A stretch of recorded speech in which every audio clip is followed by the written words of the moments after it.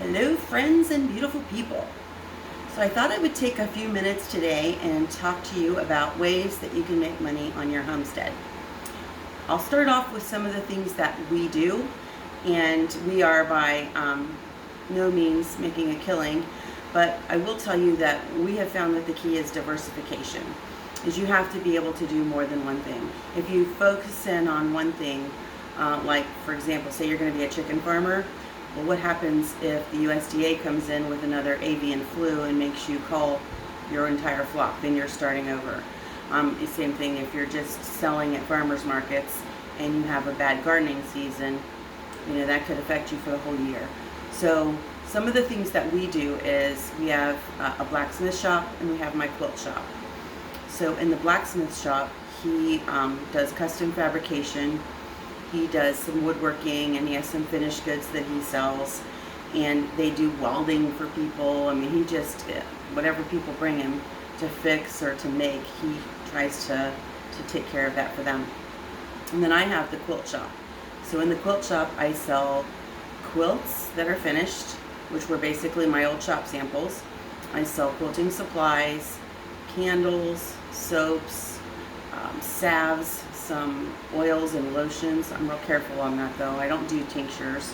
And then we do some embroidered towels and some things like that. And then we also sell loofahs when we have them, and that's done pretty much through my site. We have a website, so we do all of this on our website also. And then I'll do birdhouse cords. Now we do not sell seeds or started plants. That is definitely something you could do though. That's our ministry, is we want to feed hungry people. So if someone needs seeds or plants, we're going to provide that for them. And we do that somewhat with our produce too. Now you certainly could go to farm markets or set up a stand, on your property where you sold produce, but for us, that's not something that we're doing yet. The only way that I would entertain selling produce would be if that money went toward ministry.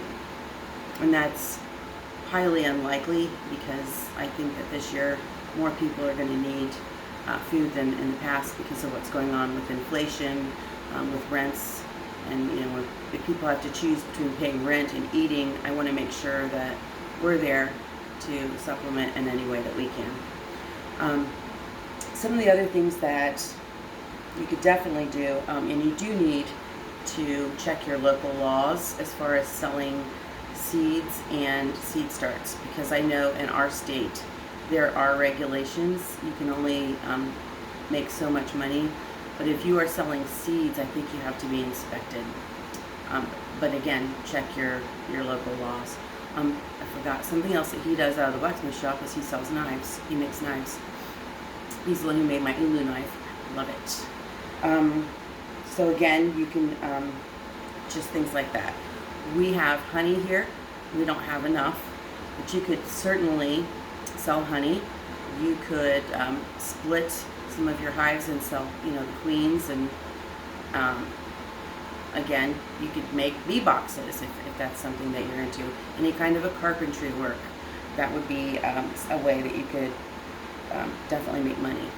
And then if you look at chickens, you can sell chickens, you can sell eggs, you can sell hatching eggs, you can sell chickens hatching baby chicks already hatched. That's something that, once you are able to get, you have a rooster and the hens, we actually have an incubator, so you can incubate them out, and you have new ones coming on every 21 days. You could do the same thing with quails and quail eggs. I know there was a big market in our area for quail eggs for a while. There's a couple of the higher end restaurants who were looking for quail eggs to use. So again, that's just something else that you can think of that you can do. Rabbits, you could sell baby rabbits. You could sell rabbits to people for Easter. You can sell the poo. I actually had a lady on social media, I had asked a question in a group about selling rabbit poo. and how much for like a 5-gallon bucket should I sell it for? And I was asking for information to help me to do this, and instead I was chastised, saying that I was going to ask too much money when I hadn't even thrown the price out there. Well, lo and behold, there's a huge market for it, and especially with the fertilizer shortage, we were selling it in the feed sacks, and we were selling it all day long, and had people waiting for us to call them and let them know when we had another feed sack full. So if that person's watching, I shouldn't do that. That wasn't, Lord forgive me. Milk. Now in our area, you can only sell raw milk if you have, sheep, cows, or goats. You can only sell that for animal use. I know some people who buy it for animal use, but you could also, make cheese. If, again, everything I'm telling you, you're going to need to check your local laws, and one of the places to start as far as the homesteady kinds of things would be the USDA. Because again, if you're going to sell, let's say you want to sell canned goods, you can sell jams and jellies here, but you can't sell anything that would need to be pressure canned. And again, that's all regulated, and you need to check into that. But it's something else that you can do. Again, taking that farm produce, you could sell wine, you could sell mead, or other spirits if you are so inclined to produce those. You can sell, let's go back to the animals. Say you are someone who is not squeamish about gelding animals and you're good at it, then that's a service that you can offer to people where you just come and geld their animals for them. Disbudding, we didn't know how to disbud goats. We had ours disbudded before we got them. That's something you can do. That's a service you can offer. Can you rototill or brush hog for someone? Can you mow for someone? Can you help them with down trees? Maybe as payment you get to bring the trees home, and then you've got your firewood for the year. Kind of a barter, back and forth kind of deal. We like that. We definitely like to barter. Any kind of forestry work, construction. Are you good at trapping? We would have paid someone to trap coyotes on our property if we would have found someone to be able to do it in a humane way. We couldn't and can't hunt in some cases because we only have 5 acres. And so some of the ways that you would have to hunt, I'm trying not to say words that are going to get me in trouble, it wasn't a safe shot. And we'll just leave it at that. Another one is teaching. Can you teach homesteading skills? Can you teach people how to can? Can you teach people how to quilt? Can you teach people how to raise chickens, raise ducks, raise turkeys? You have to just kind of expand on some of the things I'm throwing out there. I'm just trying to get your mind working. But again, ducks, duck eggs, turkeys, turkey eggs. Around here, a heritage breed turkey at Thanksgiving time, the place that processes them, they run out. And we have another place, it's a distributor that's just a local guy that you can buy from. They come down from Amish country, so you're sure that it's a organically fed, it's a good meat, and it's not injected or anything like that with a lot of, the big poultry companies inject saline solutions into the bird and the processing of the bird. This guy doesn't do that. Now the distributor who buys them, his price is a little higher because he is the middleman. So if you can find someone locally to trade with, or maybe you're the guy that wants to raise them to sell. But you have to, again, I know in our state, if you are selling a processed chicken or turkey, you have to have them come to your property. You can't take that to a farmer's market or take it outside. They have to come to your place to do it. Are you a seamstress? Can you do mending for someone? Can you take in prom gowns?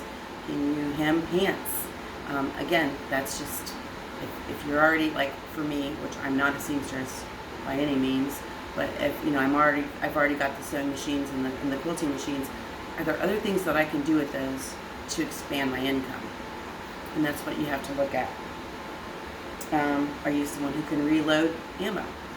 You know, if someone brings you the copper, are you experienced and able to do that? Maybe that's a skill that you have that you can find a way to sell that service or barter that service.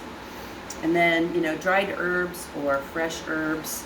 I know I had people come here after they saw one of my videos and want to buy bunches of sage. And I sold them, you know, I rolled them up and they looked like cigars. They were about, I don't know, 2 inches thick. And they told me how they wanted them and I just put it together for them and they came and picked them up. So think about just, and literally what I did to make this list for you was I looked out on my farm and I said, okay, bees, what can I do with the bees? Chickens, what can I do with the chickens? Garden, what can I do with the garden? And then there's the 2 shops over there, the quilt shop and the blacksmith shop. And here's the goat barn that's now the rabbit barn. Do you have excess fruit that you can sell? Can you graft fruit trees? You know, do you have elderberry bushes? Maybe you can do elderberry cuttings for people. I saw the prices they're getting for those and I'm like, I'm in the wrong business. So, because we just did a bunch of ours for ourselves. It was kind of a joke. I'll close with this. My husband took off about 25 shoots off of one of our elderberries, or all of our elderberries. We only have like 3, and poked them in the ground to see if they would come up, and most of them are. So we're going to have lots of elderberries. Maybe I'm going to sell dried elderberries this year. I don't know. But just think about your talents. Think about your spouse's talents, if they have one. And just kind of sit down with a piece of paper in front of you and make a list. And then, and this is, I'll be frank with you, this is what I did when I was thinking about doing this video. You know, I looked at those barns and I kept that list going. I thought, you know what? You could also do this. You could also do that. But I know for us, one of the first things that we tried to do was to become as debt-free as possible. And that makes the rest of it a little easier. Because if you don't need to make that extra $500 or $600 a month for a car payment, then your idea of living out your homestead dreams with nothing but, you know, maybe you can get it down to just a mortgage. Maybe you're one of the lucky people who don't have a mortgage. But a little bit at a time, and just keep your mind going. And as you see that you're good at something or somebody has a need, keep an eye on the local pages. Like we have a local group that has a page, and they are constantly asking questions. Does anyone know how to do this? Does anyone know how to do that? Great way to jump in there, show your work, and say, yep, I can do that for you. And it'll help you become more sustainable. Until next time, friends, be blessed and be a blessing.